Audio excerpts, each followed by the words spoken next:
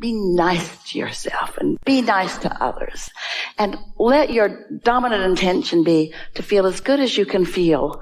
And don't be shy about gravitating to what feels better.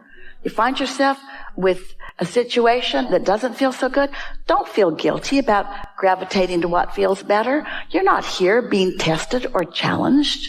You're here as creators, and you're doing really, really, really, really well. So over time, we've offered many, many suggestions about reach for the thought that feels better and so forth, because that's a calibration. We've encouraged you to do focus wheels. That's a calibration. We've encouraged you, when you feel good, to get on a rampage of appreciation so that you really calibrate to what feels good. Everything that we've ever offered to you has been about you calibrating to who you really are. And of course, before you can calibrate to that note, to that vibration, you've got to first know that it exists. Do you?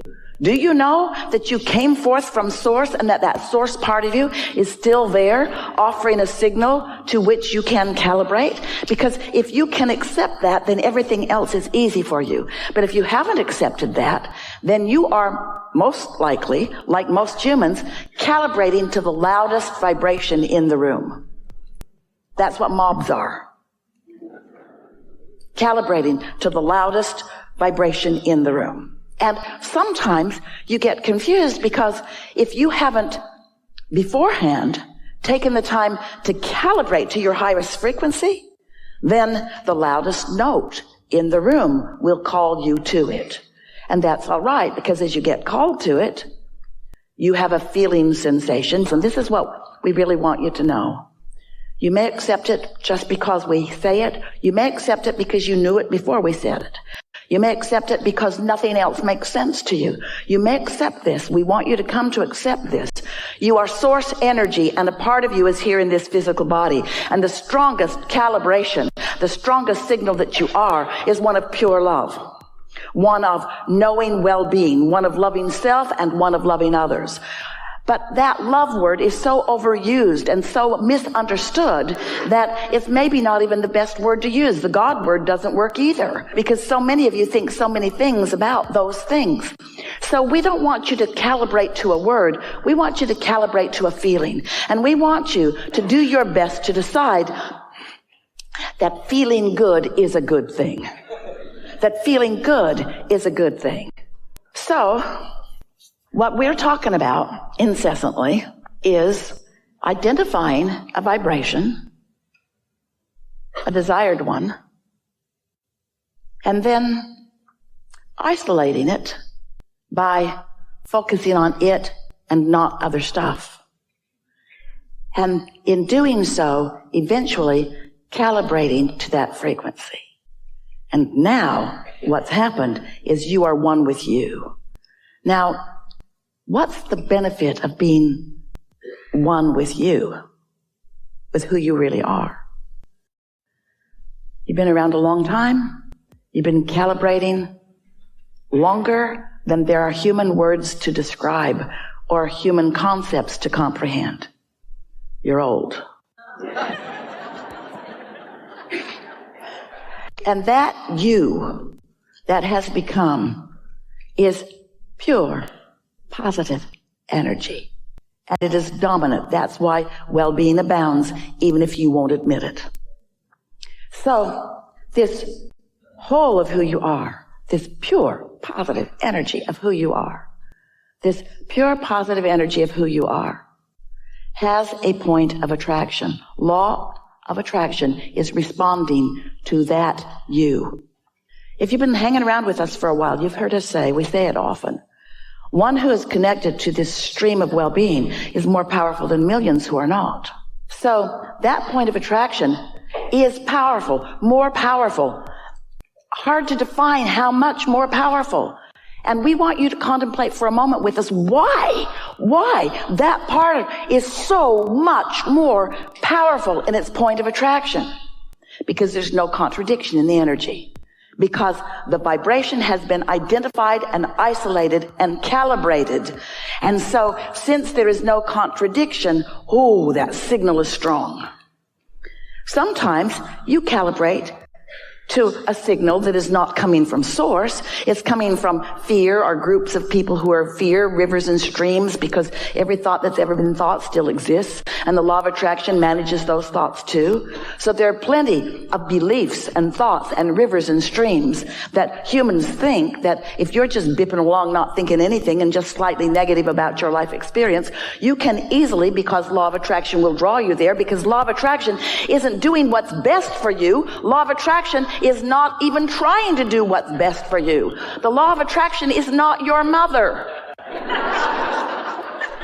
The law of attraction is an equal opportunity across the board responder to your vibration and a matcher of vibrations. So if you are ornery about something, the law of attraction will say, here's some more, here's some more, here's some more. It's just the way that it works, you see. So as the law of attraction is responding to everything that is abounding, you have choices. You can calibrate to wanted or unwanted, but you can't all of a sudden, after you've been calibrated, after you've been noticing, after you've been complaining, after you've been observing, do you know?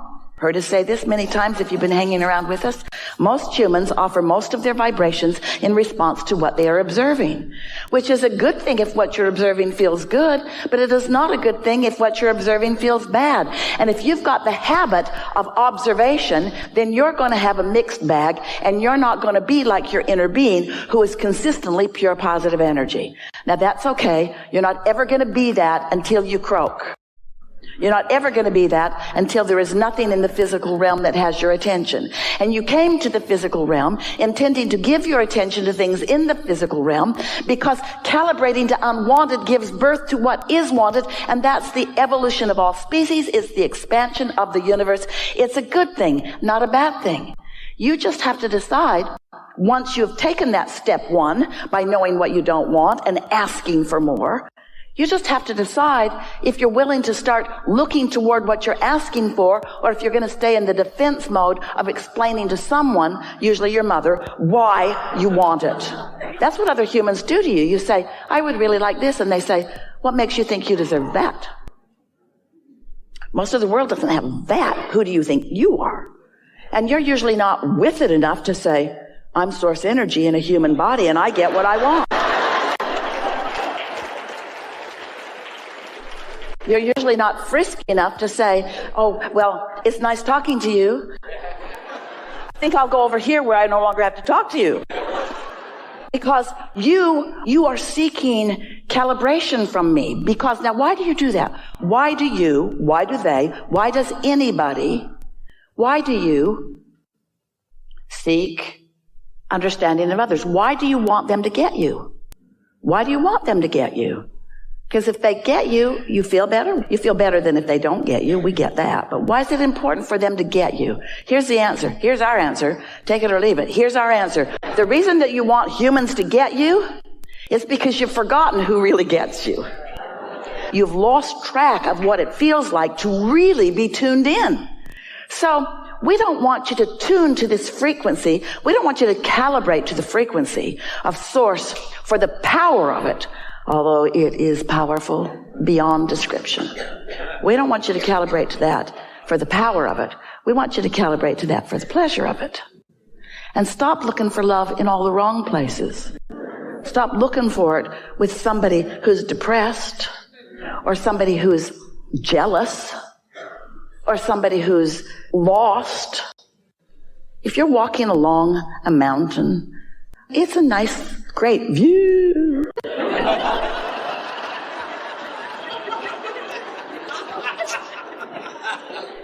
And you're not feeling all that stable. And there are a couple of people with you. One, clumsy and dumb. Chances are that person's going to walk right off the cliff and not even know it. And then there's somebody else, sure-footed and stable, paying attention. Which one would you be glad was walking close to you? And we're just saying, your inner being, your source, is not just walking close to you, is all over you, surrounding you, infused in you, flowing through your streams, your air streams and your blood streams and your vibrational streams. You are so understood and so loved and so wrapped in this stable love. But if you're focused upon something that's a different frequency, you don't know it. And you see, it's your perception that matters. Your inner being can love you unequivocally, as your inner being does, eternally. But if you don't know it, you don't get the benefit of it. If you know something else, you're blocking that. If a tree falls in the forest and there's no one there to hear it, did it make a sound? Nope. It made a vibration, but if there isn't an ear there to translate the vibration into what you call sound, there was no sound, there was vibration. So you got to tune to the frequency of source before you have that knowing. The existence of your source within you is only meaningful to you when you know about the existence of your source and you calibrate frequently to it. And you know, the more you calibrate to the frequency of your source, the better you'll feel, first of all. But then something else happens. People used to say to us in the early days when we would encourage meditation, and they would begin meditating, sometimes for the first time in their life. And then they would say to us, Abraham, is it normal for all hell to break loose in my life when I begin meditating? And we would say, yep. Because as you calibrate to that frequency of who you really are, when you're not calibrated to that frequency, you notice it more. The more you are that loving being that you are, the more painful it is to be otherwise. You just get so you can't stand it, you see. And then what happens to so many of you, you begin associating that discomfort with the people or experiences, usually experiences that include people, that are present when you feel the discomfort. And then you think it's their fault. Because before they were there, you didn't feel this way. So they should change. They should do something different so that you can feel better. And that's what we mean by calibrating to things that are unstable. We're not talking smack about humans. Well, we sort of are. You're blessed and you're beautiful and you're magnificent and you are a balance of contrast just like you knew you would be. So let's go back to this business of when you see something that you like and you focus on it, it feels so good. But then when you see something that you don't like and you focus on it, it feels so bad. Let's talk about the disadvantage of looking for feeling good in that way. Because as you look for it there and find it, now you're holding that person responsible to hold you in their gaze. They got to be stable. So you're not giving them the opportunity to have their own expansion. You're not giving them the opportunity to calibrate. You're saying, get calibrated and focus on me because I only have the ability to get my juices from you. And it's not long before you resent them for a number of reasons. First of all, they don't have the ability to only focus on you. And then you feel like something that has been tethered that isn't. And next of all, they can never provide the satisfaction that you will feel when you hook into who you really are. So love them, but don't need them. We enjoy you and what we have created together and what you now know and the calibration that you've accomplished and what's next for you. There's no homework. Be easy about this. Nothing serious going on. Life is supposed to feel good. You are pure positive energy. Just let yourself be that more of the time. There is great love here.